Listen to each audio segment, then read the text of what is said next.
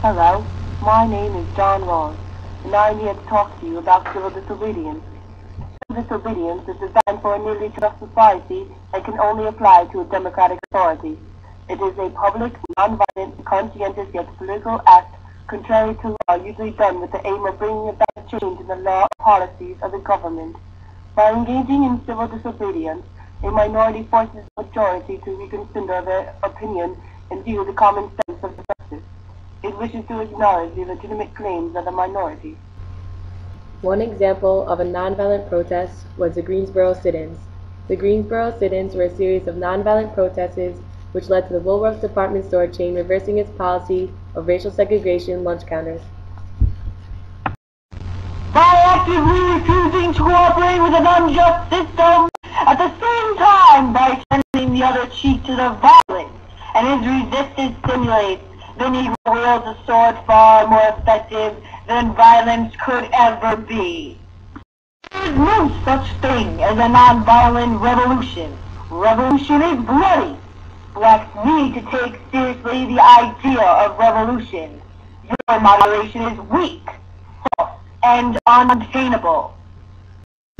Civil disobedience is to be used when the first and second principles of justice are broken. The first principle of justice is the principle of equal liberty, and the second part of the second principle of justice is the principle of fair equality of opportunity. Sitting at a segregated lunch counter violates the principle of equal liberty because it keeps people from being able to do what they think, feel, or do as they please. Now, suppose the majority was not convinced by the minority. They have shown themselves indifferent to the claims of the minority or have proved unwilling to accommodate them. Since civil disobedience is the last resort, we should be sure that it is necessary.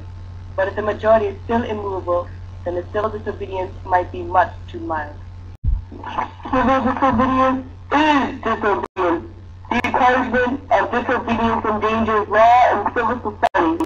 Why should the breaker of an unjust law do so openly, lovingly, and with a willingness to accept the penalty? Rights to show respect for the law! Accepting the punishment for breaking an unjust law is not always necessary to show respect for law. Revolution need not to be in disrespect of law, as the American Revolution surely was not. The laws of segregation deserve to be broken, but the breaking ought to be done in a way that shows respect for and helps support the broader legal principles of the American government, which, unlike the segregation laws, deserve the respect of a just man. By engaging in civil disobedience, one intends then to address the sense of justice of the majority and to set fair notice that in one sincere and considered opinion, the conditions of peace cooperation are being violated. We are appealing to others to reconsider and put themselves in our position. The principles of justice are the principles of willing cooperation among equals. To deny justice to another is either to refuse to recognize him as an equal or to exploit him for our own advantage. The constitutional theory of civil disobedience rests solely upon a conception of justice.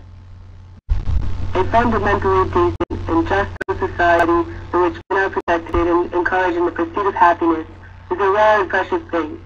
Injustice can be protested and private conscience gratified from a protest march or jail cell, but the president's demands of justice cannot be served there.